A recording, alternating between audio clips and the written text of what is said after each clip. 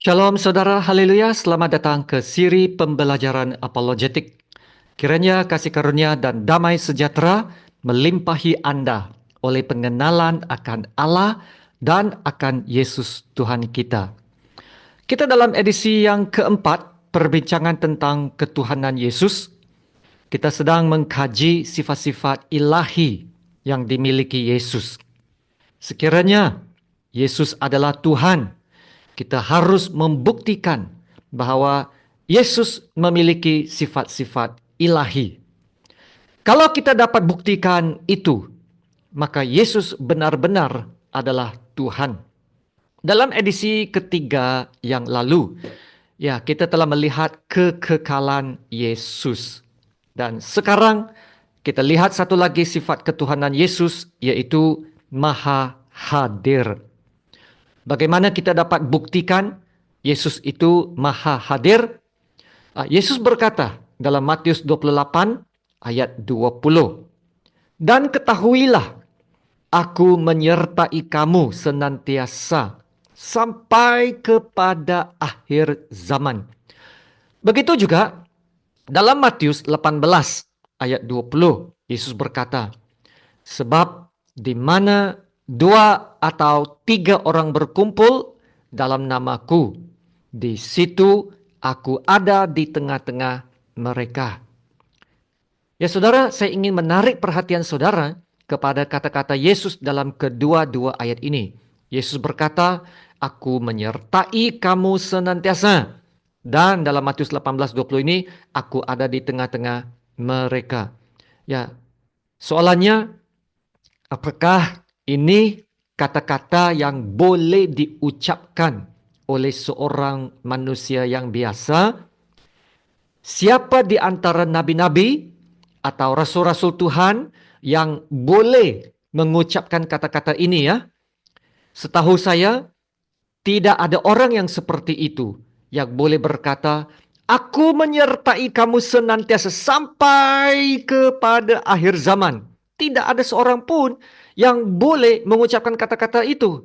Jadi, kata-kata Yesus membuktikan bahwa Yesus adalah ilahi, bukan sekadar manusia biasa. Yesus juga membuktikan Yesus maha hadir dengan janjinya bahwa dia dapat mendengarkan dan menjawab doa orang-orang percaya di mana saja mereka berada. Yesus berkata dalam Yohanes 14, jika kamu meminta sesuatu kepadaku dalam namaku, aku akan melakukannya. Ya saudara, untuk Yesus dapat mendengar dan menjawab doa semua orang di mana saja mereka berada, dan juga menjawabnya pada setiap waktu mendengar dan menjawab doa. Yesus harus memiliki sifat maha hadir. Seterusnya, selepas kebangkitan Yesus, Yesus menampakkan diri kepada sekurang-kurangnya 500 orang di berbagai tempat dalam waktunya yang sangat singkat. Dan ini sangat menunjukkan bahwa Yesus tidak lagi dibatasi oleh ruang dan waktu. Dalam 1 Korintus bab 15 ayat 6 berkata, sesudah itu, yaitu selepas kebangkitannya, ia menampakkan diri kepada lebih dari 500 saudara sekaligus. Haleluya. Dan Yesus sekarang hadir secara rohani dalam setiap orang yang percaya kepadanya tanpa batasan tempat. Dalam Kolose 1 ayat 27 berkata, Kristus ada di dalam kamu. Kristus yang adalah pengharapan akan kemuliaan. Ya, Yesus ada di dalam kita semua yang percaya tanpa batasan tempat. Ya saudara, begitu juga dicatat dalam Wahyu bab 3 ayat 20. Yesus berkata, lihat, aku berdiri di muka pintu dan mengetuk. Jika ada orang yang mendengar suaraku dan membuka pintu, aku akan masuk mendapatkannya dan makan bersama-sama dengan dia, dan ia bersama-sama dengan aku. Yesus hadir di dalam hati setiap orang yang menerimanya. Dan ini menunjukkan kemahahadiran Yesus yang berada di dalam hidup setiap orang yang percaya. Amin. Sekiranya saudara, Yesus kini yang adalah Tuhan Allah yang sentiasa hadir, ya saudara, maka Yesus juga dapat menggenapi janji-janji dalam perjanjian lama yang menyatakan kehadiran Allah dalam hidup kita. Dan saudara, ini sudah pastinya menjadi suatu dorongan dan kekuatan bagi setiap orang percaya.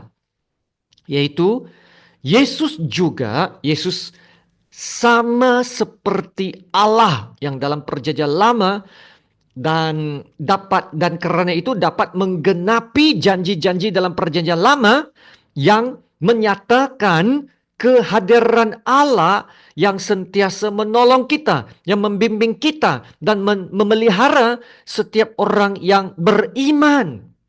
Contohnya, janji ini dalam perjanjian lama dalam Yesaya 41 ayat 10. Jangan takut, sebab aku, nah ini merujuk kepada Allah Bapa, sebab aku menyertai engkau, jangan bimbang, sebab aku ini Allahmu. Aku akan meneguhkan, bahkan akan menolong engkau. Aku akan memegang engkau dengan tangan kananku yang membawa kemenangan.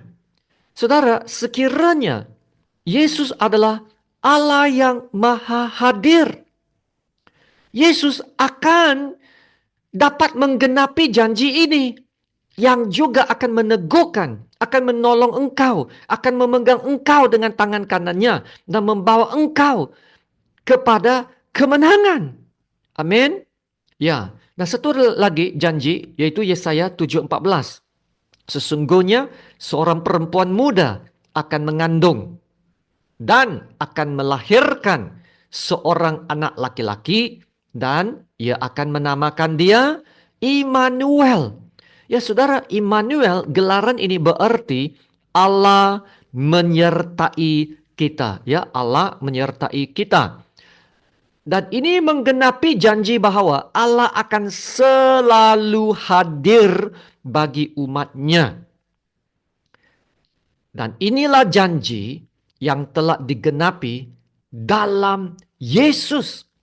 Karena Yesuslah Immanuel, anak yang telah dilahirkan bagi kita. Nah, ini ada dicatat dalam Matius 1 ayat 23. Sesungguhnya anak darah itu akan mengandung dan melahirkan seorang anak laki-laki, dan mereka akan menamakan dia Immanuel. Apa artinya? Yang berarti Allah menyertai kita. Amin.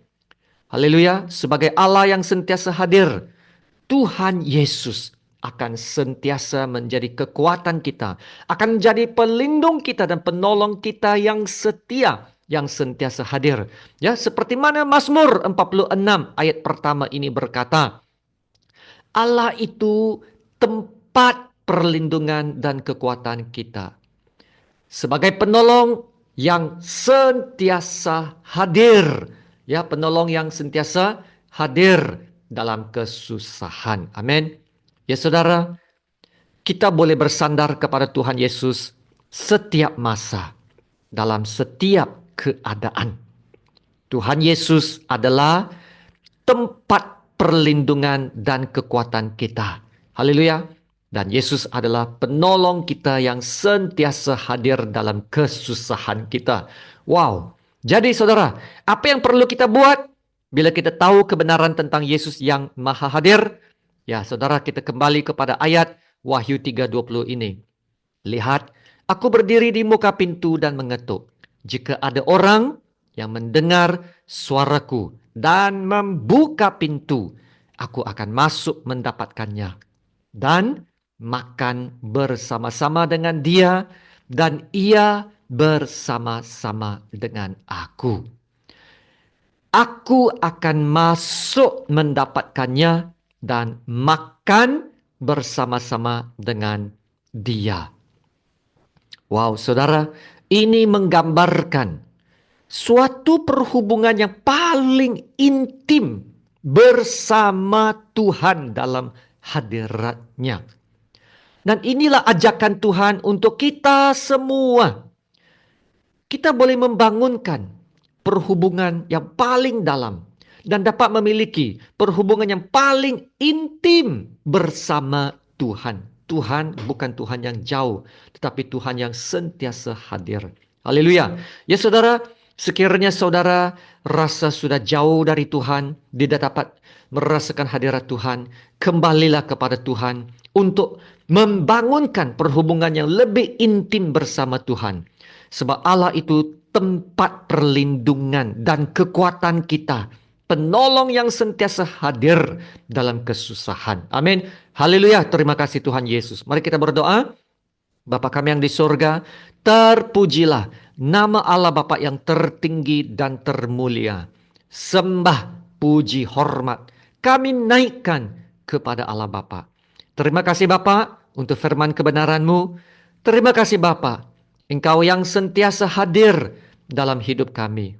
Walaupun kami yang telah menjauhi Tuhan, walaupun kami yang sering mengabaikan perhubungan kami dengan Tuhan, namun Engkau adalah Allah yang tetap setia, tetap sabar, dan tetap memerhatikan kami. Ya Bapa, tolong kami untuk menjadi lebih setia dalam perhubungan kami dengan Tuhan. Yang hatinya sudah menjauh dari Tuhan, kami berdoa kiranya hatinya dapat berubah dan kembali kepada Tuhan dan mencari Tuhan dengan lebih sungguh-sungguh dengan mengutamakan perhubungan Tuhan itu sebagai yang terutama. Dan inilah janji Tuhan. Orang-orang yang menanti-nantikan Tuhan akan mendapat kekuatan baru, akan naik terbang seperti burung Raja Wali, berlari tidak menjadi lesu, berjalan tidak akan menjadi lelah. Haleluya. Terima kasih Bapa. Dalam nama Tuhan Yesus yang termulia, kami berdoa dan ucap syukur. Amin.